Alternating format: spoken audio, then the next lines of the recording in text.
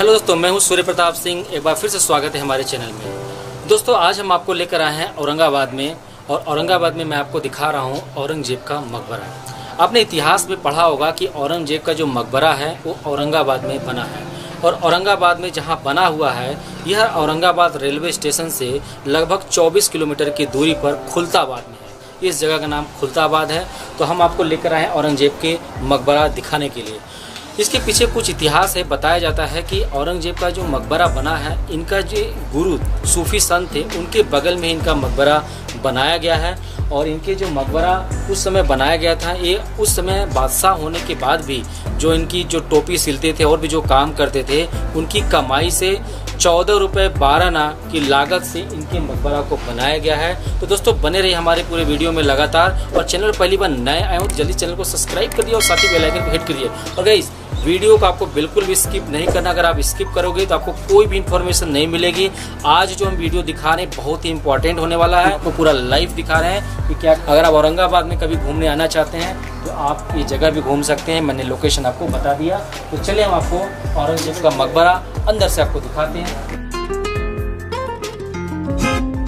और यहाँ के जो पुजारी जी हैं हम उनसे बात कराते हैं, जो यहाँ के सारी देख रेख इन्हीं के अंतर्गत में होता है। तो आइए हम इनसे सबसे पहले बात बारे में अभी कुछ मैं आपको बताना चाहता हूँ। पूरा जो औरंगजेब का जितना भी इतिहास है, क्या यहाँ पे क्यों बनाया गया, क्या उसके पीछे इतिहास है, पूरी की चीज़ें हमारे व्यूअर को आप बताइए। सबसे पहले मैं ये बताना चाहता हूँ कि ये जो मज़ार शरीफ है, शहंशाह औरंगजेब आलमगीर बादशाह गाजी खुल्द मकान की है।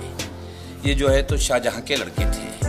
औरंगजेब साहब की वसीयत यानी इच्छा थी कि मेरी कब्र जो है बिल्कुल मिट्टी की कब्र बनाना, उसके ऊपर जो झाड़ है सब्जे का लगाने का, यानी जैसा कि यानी तुलसी होता है उसी माफी के झाड़ सब्जे का लगाया जाता है। इसके अंदर जो काला बीज होता है इसको शरबत में फालूदे में डाल के पीते, ठंडा होता है। और इनकी ख्वाहिश थी औरंगजेब की कि मेरी कब्र के ऊपर कोई गुम्मज यानी डूम वगैरह भी नहीं बनाना, ओपन टू स्काई रखना, और मेरी मज़ार के ऊपर सफ़ेद सादा चादर डालना। जैसा मामूली गरीबों का कब्र होता है वैसे मेरी कब्र बनाना, कोई अमीरों को तरह रंगीन जरी या मखमल का कोई कलर वाला शीट भी इसके ऊपर नहीं चढ़ाने का। क्योंकि औरंगजेब बादशाह की लास्ट विल थी कि मेरी कब्र जो है मेरे खुद के मेहनत के पैसे में कब्र बनाई जाए 14 रुपया 12 आना में। क्योंकि उस ज़माने में औरंगजेब हिंदुस्तान के बादशाह रहने के बाद भी ये अपना हाथ से टोपियाँ सीते थे, कुरान शरीफ की नकल करते थे। तो कुरान शरीफ की लिखाई का इनके पास 350 रुपया बैलेंस था, 350 रुपीज़। लेकिन उन्होंने कहा था कि वो 350 रुपया भी मेरी कब्र में नहीं लगाना, क्योंकि हो सकता कि भाई मैं भी एक इंसान हूँ, मुझसे कुरान लिखने में अगर कुछ गलती हुआ होगा तो उसका जवाब अल्लाह के पास देना पड़ेगा। इसलिए सब पैसा उन्होंने गरीबों में फ़कीरों में बांट दिए थे।